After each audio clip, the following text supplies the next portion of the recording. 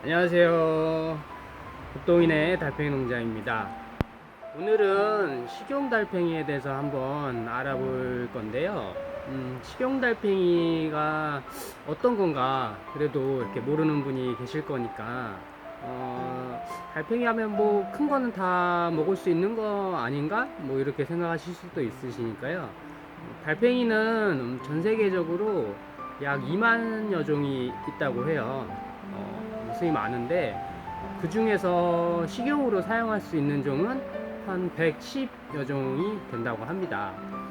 그래서 우리가 많이 알고 있는 뭐 프랑스 달팽이 요리 이렇게 많이 들어봐서 알고 계시잖아요. 프랑스 달팽이 요리는 보통 이제 정원 달팽이라는 거를 주로 사용을 한다고 해요. 식용 달팽이가 뭐 로마 시대부터 많이 먹기 시작했다고 이렇게 알려져 있는데 이렇게 보통 뭐 로마 달팽이라고 하기도 하고요. 지금 한번 보여드리면 이건 제가 직접 수입한 제품을 구매해 본 거예요. 잘 보이실까요? 생각보다 좀 작죠? 500원보다 조금 더 큰 정도 수준인 것 같아요. 우리나라 보시면 아마 구슬골뱅이 같은 거랑 좀 비슷해요, 생김새가. 그래서 이런 달팽이를 수입을 하고요. 우리나라 국내에서 양식하는 달팽이는 아카티나 퓨리카 종이라고 해서 왕달팽이라고 하죠. 이제 일명 커서 아프리카 왕달팽이라고 하는데 이건 제가 직접 키워본 달팽이에요. 한 3년 정도 키워본 달팽이인데 엄청 크죠. 뭐 거의 손바닥 절반 이상 크기로 엄청나게 큰데 달팽이는 크게 헬릭스 종, 그 다음에 아카티나 종 이렇게 분리가 돼 있어요. 자, 이렇게 보여드린 큰 아프리카 종은 이제 주로 아카티나 종이라고 얘기를 하거든요. 이 아카티나 종이 여러 가지가 종이 유사한 종들이 쭉 있는 거고요. 자, 보여드리다시피 이게 이런 헬릭스 종, 헬릭스 종은 주로 그런 유럽 쪽에서 많이 사용을 하거든요. 그리고 우리나라에서는 이게 양식하고 있는 종은 자 보시면은 아카티나 퓨리카 종이라고 해서 흔히 베가라고 많이 부르죠. 네. 그 다음에 베가, 흑화, 그 다음에 뭐 금화, 황금달팽이라고 이렇게 세 가지가 이제 국내에서는 키우고 있는데요. 글쎄요, 그 종류의 구분은 이게 주로 우리가 많이 키우고 있는 베가라고 부르고 있는 달팽이는 대부분 농가에서 이렇게 양식을 하는 종이에요. 근데 이게 백화가 알비노 개체라고도 하거든요. 알비노 개체면 뭐 조금 약한 개체 이렇게 생각이 들 수도 있고 저도 그렇게 생각을 했는데 글쎄요, 이게 국내에서 수십 년 동안 주로 이렇게 백화를 이렇게 양식을 하게 되면서 좀 이렇게 적응을 잘 하게 된 것 같아요. 그래서 이렇게 농가에서 백화를 주로 양식하게 된 글쎄요, 뭐 원인이라고 해야 될까요? 보면은 대부분 백화가 번식이나 이런 성장이 좋아서 이 백화라는 달팽이를 주로 양식을 하게 된 거고요. 흑화라고 있어요. 흑화는 이제 껍질색은 같지만 살색이 약간 검은색의 달팽이를 흑화라고 불러요. 흑화가 원종이라고도 하는데 먹성은 되게 좋아요, 흑화가요. 그런데 좀 번식이나 이런 게 좀 많이 늦는 것 같아요. 그래서 아마 먹성에 비해 이렇게 번식이 많이 좋지 않다 보니까 아무래도 잘 안 키우게 되지 않나 이런 생각이 들고요. 그 다음에 보시면 마지막으로 이거는 종이 달라요. 생김새나 모양새는 같은데 종 이름은 다르고 흑화라고 이제 그 원종이라고 그러면 이거는 이제 금화라고 황금달팽이라고 부르기는 하는데 이렇게 껍질색이 보시면 좀 노랗게 이렇게 좀 껍질색이 노랗죠. 이렇게 해서 한 세 가지 정도 분류가 되고요. 뭐 이렇게 교 잡종을 통해서 껍질도 노란색이고 살도 검정색의 달팽이가 나올 수도 있고요. 그거는 이제 교미에 따라서 그렇게 좀 경우의 수처럼 나올 수가 있는 거예요. 그렇다면 우리나라에서 식용달팽이는 어떻게 분류가 되어 있을까요? 일단 식용달팽이는 어디 농업 분류에 속해 있지가 않습니다. 그게 무슨 얘기냐면 뭐 곤충처럼 뭐 곤충 산업이라든지 뭐 축산이면 축산업, 뭐 수산이면 뭐 수산업 이런 쪽으로 분류가 되어 있지 않아요. 그럼 어떻게 되어 있냐? 지금 현재는 보류 상태로 있는 상태예요. 그래서 뭐 많이 물어보셔요. 뭐 정부 지원은 어떠냐? 뭐 이렇게 되는데 달팽이만으로는 어떤 지원이라든지 그런 산업을 받기가 좀 어려운 부분이죠. 네. 그래서 아마 왜 그렇다면 우리 식용달팽이는 수십 년 동안 양식을 했는데 아직까지 분류가 되어 있지 않을까. 아마 저도 초기에 많이 이렇게 뭐 농림부라든지 이런 데 문의를 했었던 것 같아요. 근데 이게 농림부에 문의를 해보면 축산 뭐 경영과 이런 쪽에 담당이긴 한데요. 아마 문의를 해보면 제가 한 초기에도 몇 번 여러 번 많이 문의를 했었고요.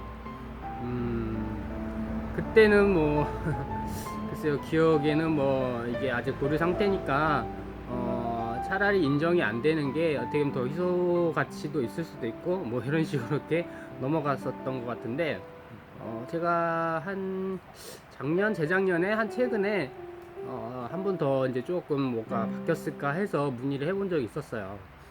그런데 생각보다 답변은 정말 글쎄요, 뭐 그냥 뭐 학생 수준으로 답변을 그냥 해줄 수 있을 정도 수준이에요. 그러니까 뭐라고 하냐면 제가 이렇게 지금 뭐 수십 년 동안 달팽이 농가가 있고 이어져 오고 있고 많은 뭐 50개 이상 농가가 있고 여러 다방면에 정말 화장품부터 해서 뭐 음식, 애완용 뭐 여러 용도로 쓰이고 있는데 좀 어떠냐 이렇게 좀 문의를 하면 농림부에서 이렇게 건의를 하면 뭐 시간이 좀 걸리더라고요.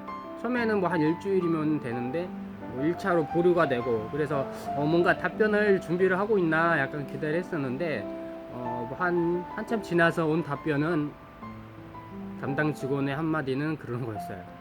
이게 생태계 위험성, 교란 위험성이 있고 뭐 세계 뭐 100대 최악의 위에 외래종에 속해 있기도 하다. 그냥 답변이 이 정도였어요. 그래서 제가 물어봤죠.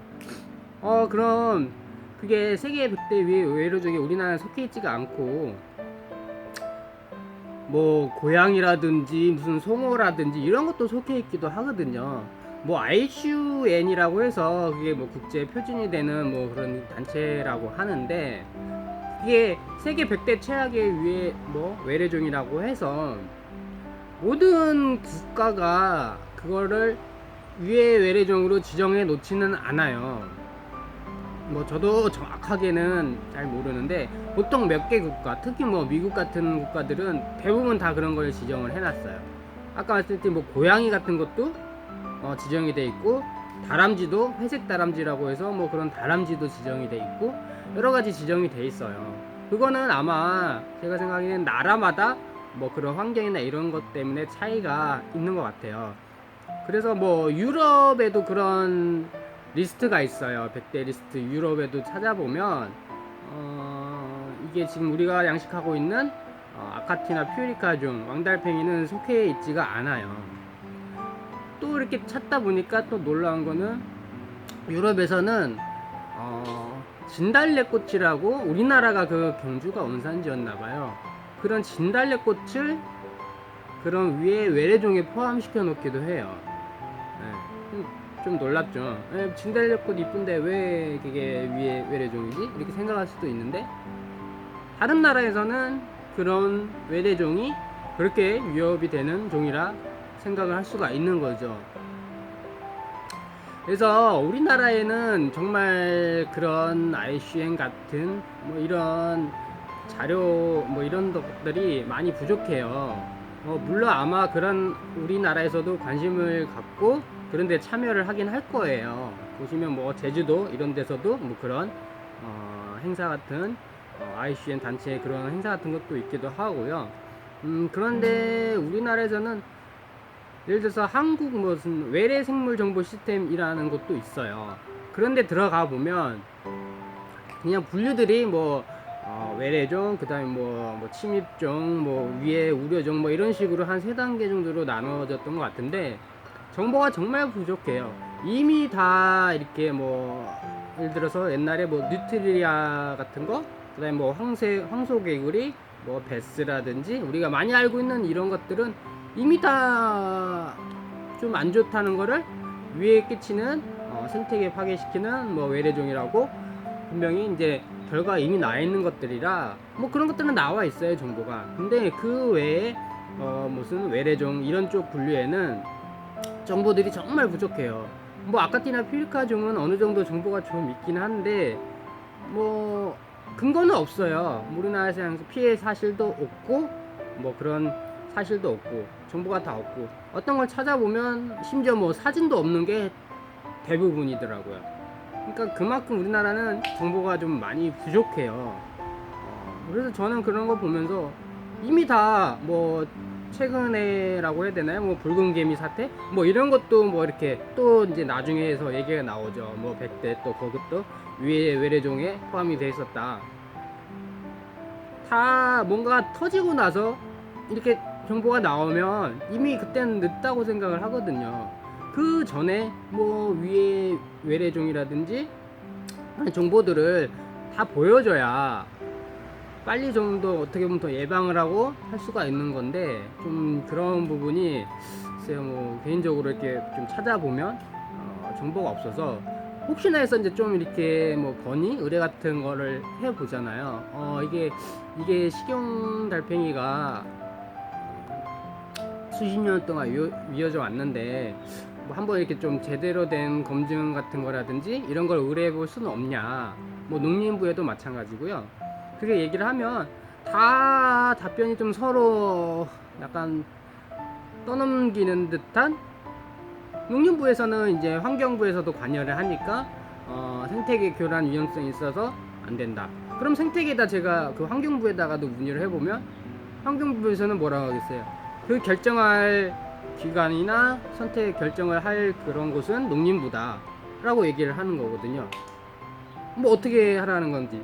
그래서 제가 한동안 막 그 농림부 특산 경영과 직원이랑 조금 이렇게 뭐 전화도 오래 하고 실랑이도 하면서 좀 그런 식용달팽이에 대해서 검토하는 자리가 있거나 이러면 좀 농가에서 이렇게 좀 참여할 수가 있지 않냐 이런 건의도 좀 했었어요. 예, 그래서 뭐 나중에 자료 같은 거라든지 이런 것들을 메일로 보내달라 해서 이제 이렇게 마무리를 하긴 했는데 뭐 생각해 보니까 사실은 우리가 이렇게 달팽이 농가들이 조합이나 이런 단체들이 아직은 많이 좀 부족하고 좀 이렇게 없다 보니까 아마 이렇게 무슨 조합이라든지 단체에서 오히려 좀 더 이렇게 준비를 많이 해서 뭐 달팽이의 쓰임새라든지 그 다음에 안전하게 양식할 수 있는 뭐 그런 어느 정도의 기준이라든지 이런 것들을 많이 자료를 좀 만들어서 먼저 이렇게 좀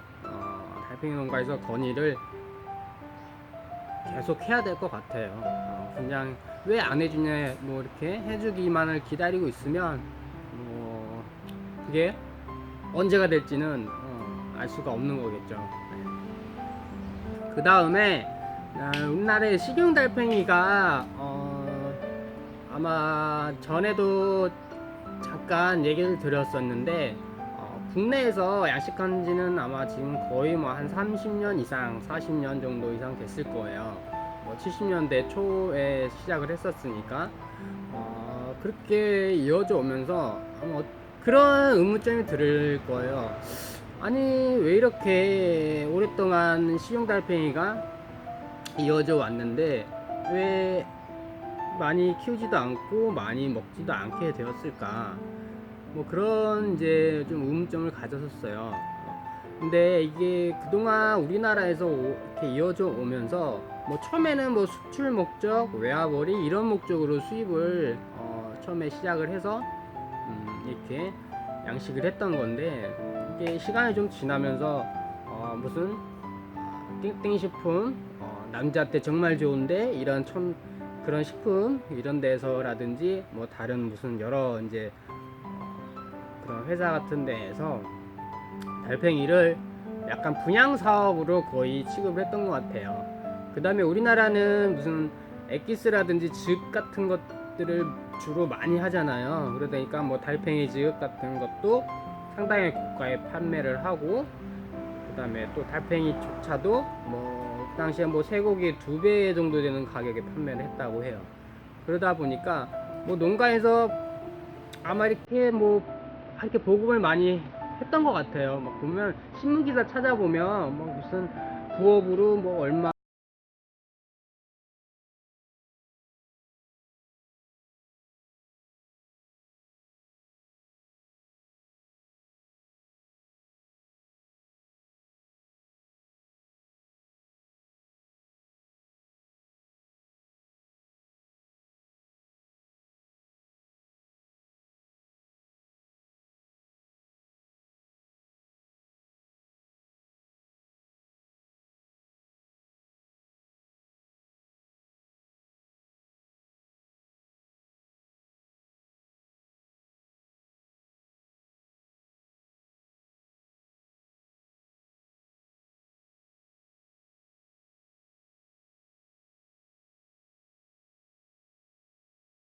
막 성행을 하고 90년대 초에 많이 좀 그때 성행을 했던 것 같아요. 그게 이제 점점 뭐 2000년대, 10년대 뭐 하여튼 2, 30년을 30년 가까이를 쭉 그냥 그런 형태로 이어져 온 거예요. 그러다 보니 그래도 이게 달팽이가 한번 뭐 화장품으로도 요즘 많이 쓰이기도 하고 하니까 관심을 갖고